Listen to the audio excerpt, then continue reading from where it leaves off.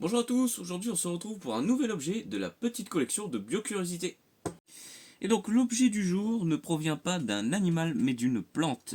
Il s'agit tout simplement d'une fleur séchée de chardon. Et pas de n'importe quel chardon, du chardon qu'on en appelle le cabaret aux oiseaux. Voilà, donc ce chardon cabaret aux oiseaux, comme son nom l'indique, c'est une plante qui va qui va être bénéfique pour les oiseaux, qui va rendre des services aux oiseaux, et principalement deux. Le premier, c'est au niveau des graines. Effectivement, cette plante fait des graines qui sont assez appétantes, assez, voilà, assez appétissantes pour les oiseaux.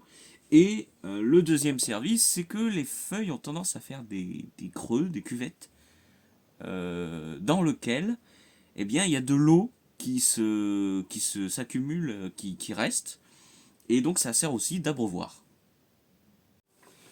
En sachant donc que cette plante, eh ben, elle pousse à l'état sauvage, et c'est une plante qui peut être d'ailleurs assez grande, hein.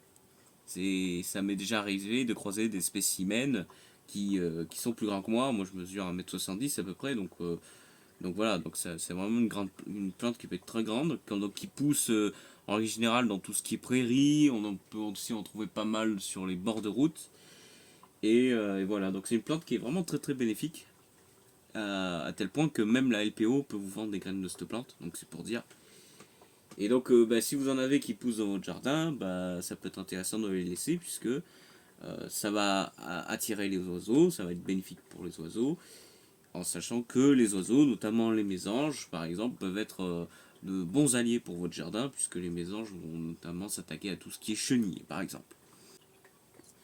Au-delà du fait que c'est bénéfique pour les oiseaux, c'est une plante qui est très jolie. Enfin moi en tout cas je trouve que c'est très joli.